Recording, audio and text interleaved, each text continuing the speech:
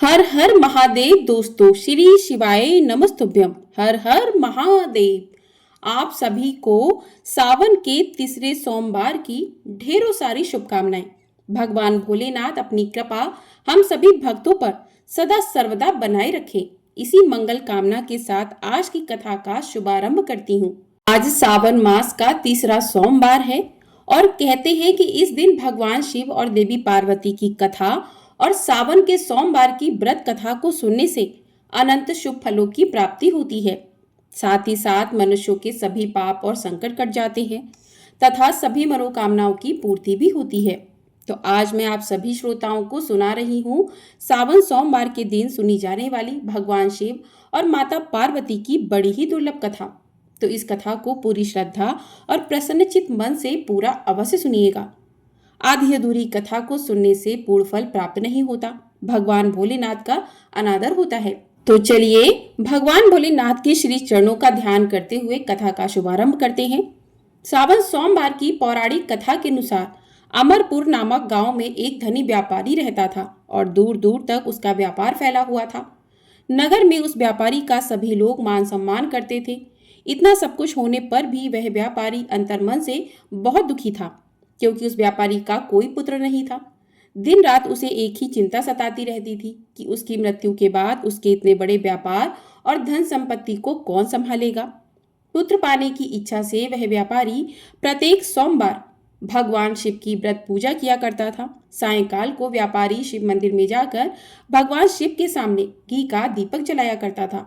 उस व्यापारी की भक्ति देखकर एक दिन देवी पार्वती ने भगवान शिव से कहा कि हे प्राणनाथ, यह व्यापारी आपका सच्चा भक्त है।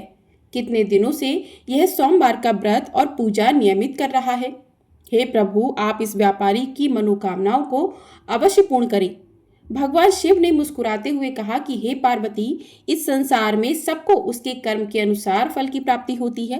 प्राणी जैसा कर्म करते हैं उन्हें वैसा ही फल प्राप्त होता है। इसके बावजूद भी पार्वती नहीं मानी। उन्होंने भगवान भोलेनाथ से आग्रह करते हुए कहा, नहीं प्राणनाथ, आपको इस व्यापारी की इच्छा पूरी करनी ही पड़ेगी, क्योंकि यह आपका अनन्य भक्त है। प्रत्येक सोमवार आपका विधिवत व्रत रखता है और पूजा अर्चना के बाद आपको भोग लगाकर एक समय भोजन ग्रहण करता है। आपको इसे पुत्र प्राप्ति का वरदान देना ही होगा। देवी पार्वती का इतना आग्रह देखकर भगवान शिव ने कहा, हे देवी, तुम्हारे आग्रह पर मैं इस व्यापारी को पुत्र प्राप्ति का वरदान देता हूँ, लेकिन इसका पुत्र 16 वर्ष से अधिक जीवित नहीं रहेगा। उसी रात भगवान शिव ने स्वप्न में उस व्यापारी को दर्शन देकर उसे पुत्र प्राप्ति का वरदान दिया और उसके पुत्र के 16 वर्ष तक जीवित रहने की बात भी बताई। भगवान के वरदान से व्यापारी को खुशी तो हुई, लेकिन पुत्र की अल्पायु की चिंता ने उसे उस खुशी को नष्ट कर दिया। व्यापारी पहले की तरह सोमवार का विधिवत व्रत करता रहा। कुछ महीने पश्चात उसके घर में अति सुंदर पुत्र उत्पन्न हुआ। पुत्र जन्म से व्यापारी के घर में खुशियां भर गईं। बहुत धूमधाम से पुत्र जन्म का समारोह मनाया गया। व्यापारी को पुत्र जन्म की अधिक खुशी नहीं हुई, क्योंकि उसे पुत्र की अल्पायु के रहस्य का पता था। उस व्यापारी के अलावा यह रहस्य घर में कोई भी किसी को भी मालूम नहीं था। विद्वान ब्राह्मणों ने उस पुत्र का नाम अमर रखा। जब अमर 12 वर्ष का हुआ तो शिक्षा प्राप्ति के लिए उसे वाराणसी भेजने का निश्चय हुआ। व्यापारी ने अमर के मामा दीपचंद को बुलाया और कहा कि अमर को शिक्षा प्राप्त करने के लिए वाराणसी छोड़ाओ। अमर अपने मामा के साथ शिक्षा प्राप्त करने के लिए चल दिया। रास्ते में जहां भी अमर और दीपचंद रात्रि विश्राम के लिए ठहरते, वहीं यज्ञ करते और ब्राह्मणों को भोजन कराते थे। लंबी यात्रा के बाद अमर और दीपचंद्र एक नगर में पहुंचे। उस नगर के राजा की कन्या के विवाह की खुशी में पूरे नगर को सजाया गया था। निश्चित समय पर बारात आ गई, लेकिन वर का पिता अपने बेटे के एक आंख से काने होने के कारण बहुत चिंतित था। उसे इस बात का भय सता रहा था कि राजा को इस बारे में पता चल गया तो कहीं वह विवाह से इनकार न कर दे और इससे उसकी बदनामी होगी। वर के पिता ने अमर को देखा तो उसके मस्तिष्क में एक विचार आया। उसने सोचा, क्यों ना इस लड़के को दूल्हा बनाकर राजकुमारी से विवाह करा दूं। विवाह के बाद इसको धन देकर विदा कर दूंगा और राजकुमारी को अपने नगर में ले जाऊंगा। वर के पिता ने इसी संबंध से अमर और दीपचंद से बात की। दीपचंद ने धन मिलने के लालच में वर के पिता की बात स्वीकार कर ली। अमर को दूल्हे के वस्त्र पहनाकर राजकुमारी चंद्रिका से विवाह करा दिया गया। राजा ने बहुत सा धन देकर राजकुमारी को विदा किया। अमर जब लौट रहा था तो सच नहीं छिप सका और उसने राजकुमारी की ओढ़नी पर लिख दिया कि राजकुमारी चंद्रिका, तुम्हारा विवाह तो मेरे साथ हुआ था, लेकिन मैं तो वाराणसी में शिक्षा प्राप्त करने जा रहा हूँ। अब तुम्हें जिस नवयुवक की पत्नी बनना पड़ेगा वह एक आंख से काना है। जब राजकुमारी ने अपनी ओढ़नी पर लिखा हुआ देखा और उसे पढ़ा तो उसके काने लड़के के साथ जाने से इनकार कर दिया। जब राजा को जानकारी मिली कि काने राजकुमार के साथ उसकी पुत्री का विवाह नहीं हुआ है तो राजकुमारी को महल में रख लिया। उधर अमर अपने मामा दीपचंद के साथ वाराणसी पहुंच गया। अमर ने गुरुकुल में पढ़ना शुरू कर दिया। जब अमर की आयु 16 वर्ष पूरी हुई तो उसने ये एक यज्ञ किया। यज्ञ की समाप्ति पर ब्राह्मणों को भोजन कराया और खूब अन्न वस्त्र दान किए। रात को अमर अपने शयन कक्ष में सो गया। शिव जी के वरदान के अनुसार शयनावस्था में ही अमर के प्राण पखेरु उड़ गए। सूर्योदय पर मामा अमर को मृत देखकर रोने पीटने लगा। आसपास के लोग भी एकत्र होकर दुख प्रकट करने लगे। मामा ने रोने विलाप करने के स्वर समीप से गुजरते हुए भगवान शिव और माता पार्वती ने भी सुने। पार्वती जी ने भगवान शिव से कहा कि प्राणनाथ, मुझसे इसके रोने का स्वर सहन नहीं हो रहा, आप इस व्यक्ति के कष्ट अवश्य दूर करें। भगवान शिव ने पार्वती जी के साथ आदृश्य रूप में समीप जाकर अमर को देखा तो पार्वती जी से बोले कि हे देवी, यह तो उसी व्यापारी का पुत्र है जिसे मैंने 16 वर्ष की आयु का वरदान दिया था। इसकी आयु तो पूरी हो गई है। पार्वती जी ने फिर भगवान शिव से निवेदन किया कि हे प्राणनाथ, आप इस लड़के को जीवित करें, नहीं तो इसके माता पिता पुत्र की मृत्यु के कारण रोकर अपने प्राणों का त्याग कर देंगे। इस लड़के का पिता तो आपका परम भक्त है, वर्षों से सोमवार का व्रत करते हुए आपको भोग लगा रहा है। देवी पार्वती के आग्रह पर भगवान शिव ने उस लड़के को जीवित होने का वरदान दिया। भगवान शिव के आशीर्वाद से कुछ ही पल में वह जीवित होकर उठ बैठा। शिक्षा समाप्त करके अमर अपने मामा के साथ अपने नगर की ओर चल दिया। दोनों चलते हुए उसी नगर में पहुंचे जहां अमर का विवाह हुआ था। उस नगर में भी अमर ने यज्ञ का आयोजन किया। समीप से गुजरते हुए नगर के राजा ने यज्ञ का आयोजन देखा तो राजा ने अमर को तुरंत ही पहचान लिया। यज्ञ समाप्त होने पर राजा अमर और उसके मामा को महल में ले गया और कुछ दिन उन्हें महल में रखकर बहुत सा धन और वस्त्र देकर राजकुमारी के साथ विदा किया। रास्ते में सुरक्षा के लिए राजा ने बहुत से सैनिकों को भी साथ भेजा। दीपचंद्र नगर में पहुंचते ही एक दूत को घर भेजकर अपने आगमन की सूचना भेजी। अपने बेटे अमर के जीवित वापस लौटने की सूचना से व्यापारी बहुत प्रसन्न हुआ। व्यापारी ने अपनी पत्नी के साथ स्वयं को एक कमरे में बंद कर रखा था। भूखे प्यासे रहकर व्यापारी और उसकी पत्नी बेटे की प्रतीक्षा कर रहे थे। उन्होंने प्रतिज्ञा कर रखी थी कि यदि उन्हें उनके बेटे की मृत्यु का समाचार मिला तो दोनों अपने प्राण त्याग देंगे। व्यापारी अपनी पत्नी और मित्रों के साथ नगर के द्वार पर पहुंचा। अपने बेटे के विवाह का समाचार सुनकर और पुत्र वधू राजकुमारी चंद्रिका को देखकर उसकी खुशी का ठिकाना न रहा।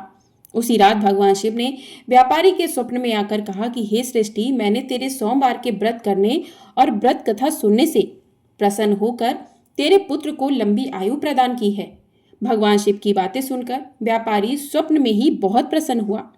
सोमवार का व्रत करने से व्यापारी के घर में खुशियां लौट आईं। शास्त्रों में लिखा है कि जो स्त्री पुरुष सोमवार का विधिवत व्रत करते हैं और व्रत कथा को सुनते हैं, उनकी सभी इच्छाएं महादेव की कृपा से पूरी होती हैं। एक बार प्रेम से बोलिए हर हर महादेव। अब सुनिए भोलेनाथ की दुर्लभ कथा। यह कथा शिव पुराण में वर्णित है।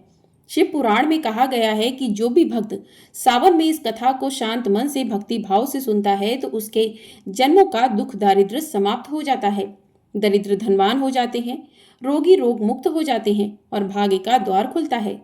तो आइए श्रवण करते हैं शिव जी और माता पार्वती की कल्याणकारी कथा का। यदि आपने इस कथा को पूरे अंत तक सुन लिया तो यकीनन आपको अपनी परेशानियों से छुटकारा मिल जाएगा और शिव जी की कृपा से सभी बिगड़े काम बन जाएंगे। इसलिए कथा को पूरे मन से पूरा अवश्य सुने, क्योंकि कथा को पूरा सुनने से ही लाभ प्राप्त होता है और कथा को अधूरा सुनने से भगवान भोलेनाथ का अपमान होता है। तो प्रिय श्रोताओं, बाशकल नामक गांव में बिंदुक नाम का एक ब्राह्मण रहता था। वह अधर्मी, दुरात्मा तथा महापापी था। उसकी स्त्री बहुत सुंदर थी और उसका नाम चंचुला था। वह सदा उत्तम धर्म का पालन करती थी, परंतु बिंदु वैश्यागामी था। इस तरह कुकर्म करते हुए बहुत समय व्यतीत हो गया। उसकी स्त्री काम से पीड़ित होने पर भी स्वधर्म नाश के भय से कलेश सहकर भी काफी समय तक धर्म भ्रष्ट नहीं हुई। परंतु आगे चलकर वह भी अपने दुराचारी पति के आचरण से प्रभावित होकर दुराचारणी और अपने धर्म से विमुख हो गई। इस तरह दुराचार में डूबे हुए उन पति पत्नी का बहुत सा समय व्यर्थ बीत गया। वैश्यागामी दूषित बुद्धि वाला वह दुष्ट ब्राह्मण बिंदुक समयानुसार मृत्यु को प्राप्त हो नरक में चला गया। बहुत दिनों तक नरक के दुखों को भोगकर वह मूढ़ बुद्धि पापी विंध्या पर्वत पर भयंकर पिशाच हुआ। इधर उस दुराचारी बिंदु के मर जाने पर वह चंचुला नामक स्त्री बहुत समय तक पुत्रों के साथ अपने घर में रहती रही। पति की मृत्यु के बाद वह भी अपने धर्म से गिरकर पराये पुरुषों का संग करने लगी थी। सतियां विपत्ति में भी अपने धर्म का पालन करना नहीं छोड़ती। यही तो तप है। तप कठिन तो होता है, लेकिन इसका फल मीठा होता है। विषय इस सत्य को नहीं जानता, इसलिए वह विषयों के विषफल का स्वाद लेते हुए भोग करता है। एक दिन देव योग से किसी पुण्य पर्व के आने पर वह अपने भाई बंधुओं के साथ गोकर्ण क्षेत्र में गई। उसने तीर्थ के जल में स्नान किया और बंधुजनों के साथ यत्र तत्र घूमने लगी। घूमते घूमते वह एक देव मंदिर में गई। वहां उसने एक ब्राह्मण के मुख से भगवान शिव की परम पवित्र कथा और मंगलकारी कथा सुनी। कथावाचक ब्राह्मण कह रहे थे कि जो स्त्रियां व्यभिचार करती हैं, वे मरने के बाद जब यमलोक जाती हैं, तब यमराज के दूत उन्हें तरह तरह की यंत्रणा देते हैं। वे उसके कामांगों को तप्त लौह दंडों से दागते हैं। तप्त लौह के पुरुष से उसका सत्संग कराते हैं। यह सारे दंड इतनी वेदना देने वाले होते हैं कि जीव पुकार पुकार कर कहता है कि अब वह ऐसा नहीं करेगा, लेकिन यमदूत उसे छोड़ते नहीं। कर्मों का फल तो सभी को भोगना पड़ता है, क्योंकि देव ऋषि मनुष्य सभी इससे बंधे हुए हैं। ब्राह्मण के मुख से ये वैराग्य वाली कथा सुनकर चंचुला भय से व्याकुल हो गई। कथा समाप्त होने पर सभी लोग वहां से चले गए। तब कथा बाँचने वाले ब्राह्मण देवता से चंचुला ने कहा कि हे ब्राह्मण, धर्म को ना जानने के कारण मेरे द्वारा बहुत बड़ा दुराचार हुआ है। स्वामी, मेरे ऊपर कृपया कर मेरा उद्धार कीजिए। आपके प्रवचन को सुनकर मुझे इस संसार से वैराग्य हो गया है। मुझ मूढ़ चित्त वाली पापिनी को धिक्कार है। मैं निंदा के योग्य हूँ। मैं बुरे विषयों में फंसकर अपने धर्म से विमुख हो गई थी। कौन मुझ जैसी कुमार्ग में मन लगाने वाली पापिनी का साथ देगा? जब यमदूत मेरे गले में फंदा डालकर मुझे बांध कर ले जाएंगे और नरक में मेरे शरीर के टुकड़े करेंगे, तब मैं कैसे उन महायातनाओं को सहन कर पाऊंगी? मैं सब प्रकार से नष्ट हो गई हूँ, क्योंकि अभी तक मैं हर तरह के पाप से डूबी रही हूँ। हे ब्राह्मण, आप मेरे गुरु हैं, आप ही मेरे माता पिता हैं। मैं आपकी शरण में आई हूँ। मुझ अबला का अब आप ही उद्धार कीजिए। इस प्रकार विलाप करती हुई चंचुला ब्राह्मण देवता के चरणों में गिर पड़ी। तब ब्राह्मण ने उसे कृपापूर्वक उठाया और ब्राह्मण बोले, नारी, तुम सौभाग्यशाली हो जो भगवान शंकर की कृपा से तुमने वैराग्यपूर्ण शिव पुराण की कथा सुनकर समय से अपनी गलती का एहसास कर लिया है। तुम डरो मत और भगवान शिव की शरण में जाओ। उनकी परम कृपा से तुम्हारे सभी पाप नष्ट हो जाएंगे। मैं तुम्हें भगवान शिव की कथा सहित वह मार्ग बताऊंगा जिसके द्वारा तुम्हें सुख देने वाली उत्तम गति प्राप्त होगी। शिव कथा सुनने से तुम्हारी बुद्धि शुद्ध हो गई है और तुम्हें पश्चाताप हुआ है तथा मन में वैराग्य उत्पन्न हुआ है। पश्चाताप ही पाप करने वाले पापियों के लिए सबसे बड़ा प्रायश्चित है। पश्चाताप ही पापों का शोधक है। इससे ही पापों की शुद्धि होती है। तत्पुरुषों के अनुसार पापों की शुद्धि के लिए प्रायश्चित पश्चाताप से ही संपन्न होता है। जो मनुष्य अपने कुकर्म के लिए पश्चाताप नहीं करता, वह उत्तम गति प्राप्त नहीं करता, परंतु जिसे अपने कुकृत्य पर हार्दिक पश्चाताप होता है, वह अवश्य उत्तम गति का भागीदार होता है। इसमें कोई शक नहीं है। शिव पुराण की कथा सुनने से चित्त की शुद्धि और मन निर्मल हो जाता है। शुद्ध चित्त में ही भगवान शिव व पार्वती का वास होता है। वह शुद्धात्मा पुरुष सदा शिव के पद को प्राप्त होता है। इस कथा का श्रवण सभी मनुष्यों के लिए कल्याणकारी है, अतः इसकी आराधना व सेवा करनी चाहिए। यह कथा भवबंधन रूपी रोग का नाशक करने वाली है। भगवान शिव की कथा सुनकर हृदय में उसका मनन करना चाहिए। इससे चित्त की शुद्धि होती है। चित्त शुद्धि होने से ज्ञान और वैराग्य के साथ महेश्वर की भक्ति निश्चय ही प्रकट होती है तथा उनके अनुग्रह से दिव्य मुक्ति प्राप्त होती है। जो मनुष्य माया के प्रति आसक्त है, वह इस संसार बंधन से मुक्त नहीं हो पाता। हे ब्राह्मण पत्नी, तुम अन्य विषयों से अपने मन को हटाकर भगवान शंकर की इस परम पावन कथा को सुनो। इससे तुम्हारे चित्त की शुद्धि होगी और तुम्हें मोक्ष की प्राप्ति होगी। जो मनुष्य निर्मल हृदय से भगवान शिव के चरणों का चिंतन करता है, उसकी एक ही जन्म में मुक्ति हो जाती है। यह कहकर वे ब्राह्मण चुप हो गए। उनका हृदय करुणा से भर गया और वे ध्यान में मग्न हो गए। ब्राह्मण का उक्त उपदेश सुनकर चंचुला के नेत्रों में आनंद के आंसू छलक आए। वह हर वर्ष बड़े ही हृदय से ब्राह्मण देवता के चरणों में गिर गई और हाथ जोड़कर बोली कि मैं कृतार्थ हो गई। हे ब्राह्मण शिव भक्तों में श्रेष्ठ स्वामीन, आप धन्य हैं। आप परमार्थदर्शी हैं और सदा परोपकार में लगे रहते हैं। हे मुनिवर, मैं नरक के समुद्र में गिर रही हूँ, कृपया कर मेरा उद्धार कीजिए। जिस पौराणिक व अमृत के समान सुंदर शिव पुराण की कथा की बात आपने की है, उसे सुनकर ही मेरे मन में वैराग्य उत्पन्न हुआ है। उस अमृतमयी शिव पुराण कथा को सुनने के लिए मेरे मन में बड़ी श्रद्धा हो रही है। कृपया आप मुझे उसे सुनाइए। शिव पुराण की कथा सुनने की इच्छा मन में लिए हुए चंचुला उन ब्राह्मण देवता की सेवा में वहीं रहने लगी।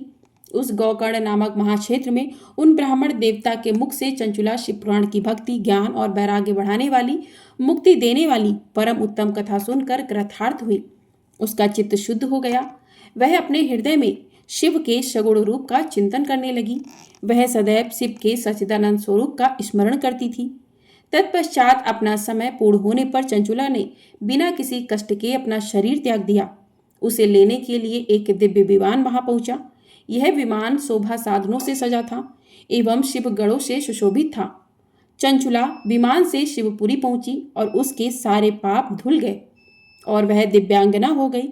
वह गौरांगी देवी मस्तक पर अर्धचंद्र का मुकुट व अन्य दिव्य आभूषण पहने शिवपुरी पहुंची। वहां उसने सनातन देवता त्रिनेत्रधारी महादेव शिव को देखा।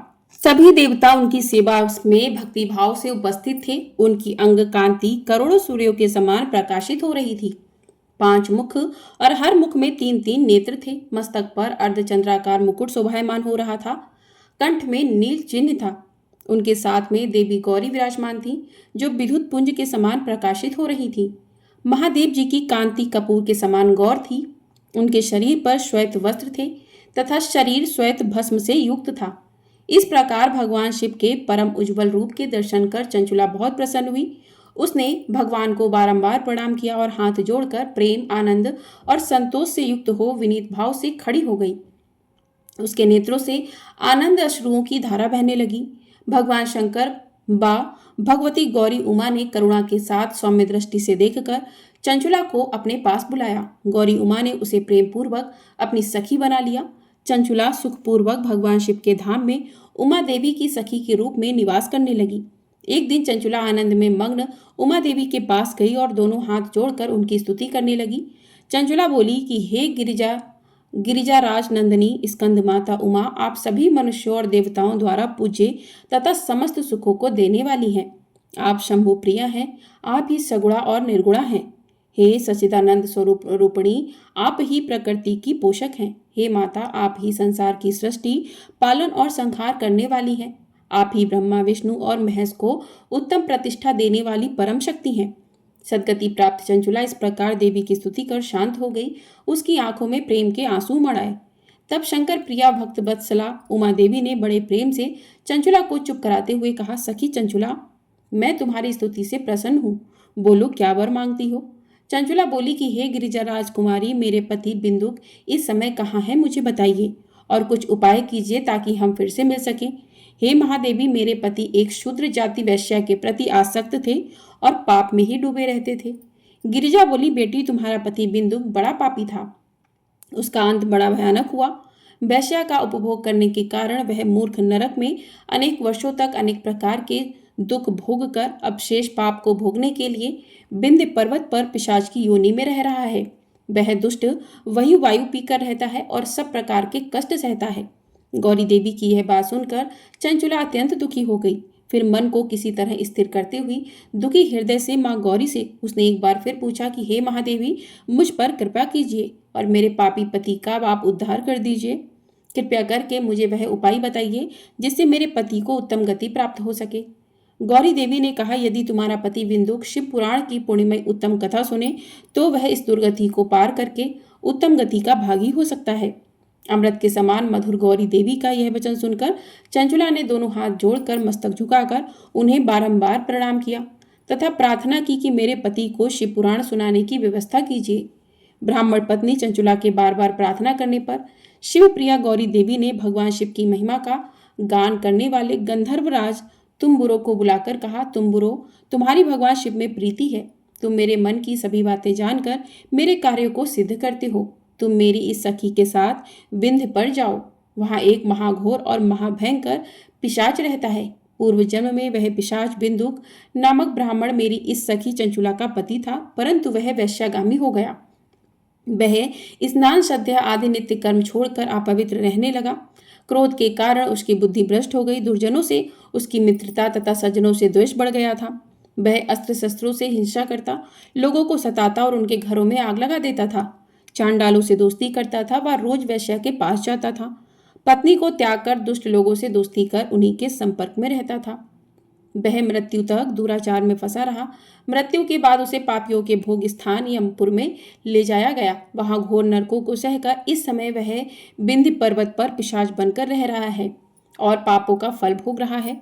तुम उसके सामने परम पुण्यमयी पापों का नाश करने वाली शिव पुराण की दिव्य कथा का प्रवचन करो। इस कथा को सुनने से उसका हृदय सभी पापों से मुक्त होकर शुद्ध हो जाएगा और वह प्रेत योनि से मुक्त हो जाएगा। दुर्गति मुक्त होने पर उस बिंदुक नामक पिशाच को विमान पर बिठाकर तुम भगवान शिव के पास ले आना। माँ उमा का आदेश पाकर गंधर्वराज तुम्बुरो प्रसन्नता पूर्वक अपने भाग्य की सराहना करते हुए चंचुला को साथ लेकर विमान से पिशाच के निवास स्थान विंध्य पर्वत पर गए। वहां पहुंचकर उसने उस विकराल आकृति वाले पिशाच को देखा। उसका शरीर विशाल था, उसकी ठोड़ी बड़ी थी। वह कभी हंसता, कभी रोता तो कभी उछलता था। महाबली तुम्बुरो ने बिंदुक नामक पिशाच को पासों से बांध लिया। उसके पश्चात तुम्बुरो ने शिव पुराण की कथा वाचने के लिए स्थान तलाश कर मंडप की रचना की।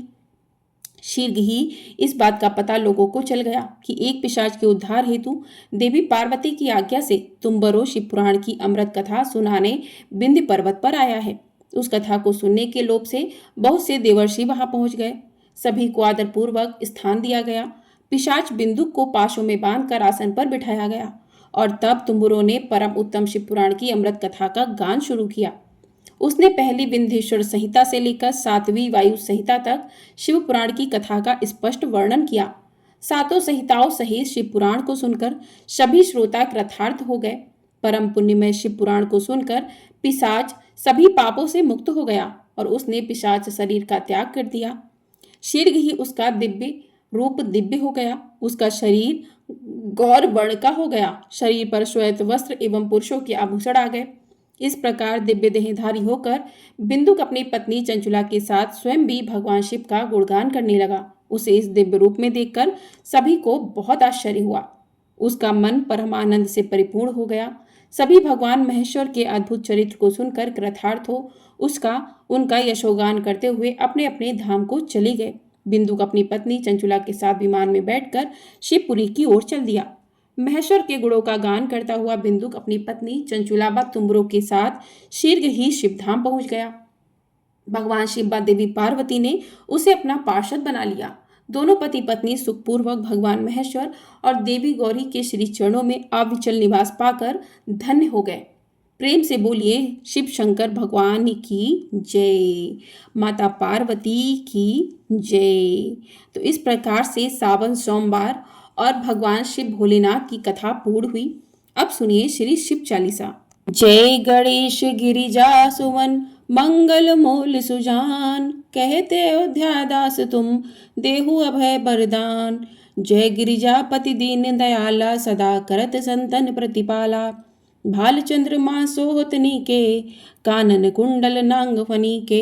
अंग और सिर गंग बहाए, मुंड माल तन छार लगाए। वस्त्र खाल बागंबर सोहे, छवि को देखी नाग मन मोहे।